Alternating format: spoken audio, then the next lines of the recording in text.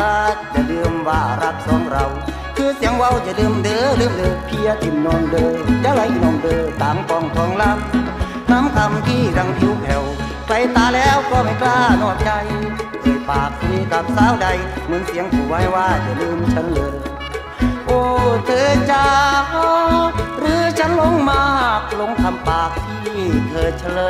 ยถึงไกลสุดลาฝากฟ้าเขาเขียวห่วงคนเดียวจะกลับมาเหมือนเช่นเคยนางเอ๋ยอยู่ไกลตาเจ้า